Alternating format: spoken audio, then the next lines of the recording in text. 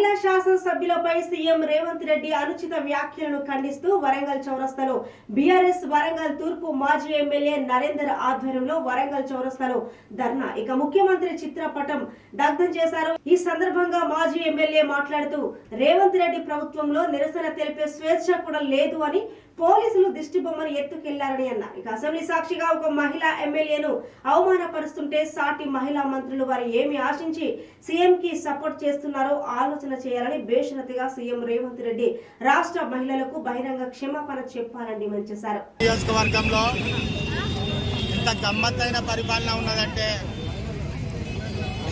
మా నిరసనను తప్పు చేసిన వాళ్ళు బాగున్నారు, వాళ్ళను కాపాడడానికి వీళ్ళు నానా అపసోపడుతున్నారు.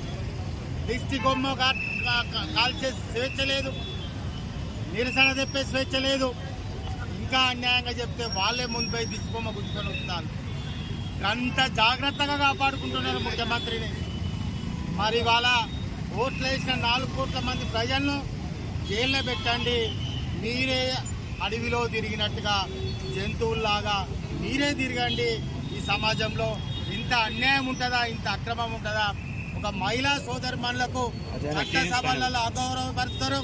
అదేవిధంగా నియోజకవర్గాలలో ఈ విధంగా దిగ్బంధం చేయడం అనేది చాలా శోచనీయం. రాజకీయాలలో ఎన్నో పదవులు చేసినాం, ఎంతో రాజకీయ అనుభవం ఉన్నది. 30 ఏళ్ల రాజకీయ అనుభవంలో ఇంత దరిద్రమైనటువంటి పరిపాలన ఎక్కడ కూడా చూడలేదు.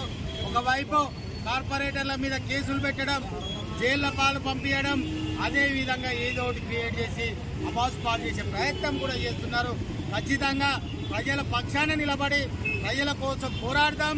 ఈ అంశంలో మహిళల పక్షాన నిలబడి మహిళల కోసం పోరాటం చేస్తామని కూడా ఈ సందర్భంగా చెప్పడం జరుగుతుంది. అదే చెప్తున్నాం, జిల్లా మంత్రిగా ఉండి 2-3 మహిళలకు అన్యాయంగా మాట్లాడినప్పుడు ఎవరేమైతుంది, మంచి మంచే చెడు చెడే అని మీరు మాట్లాడాల్సినటువంటి అవసరం ఉన్నది.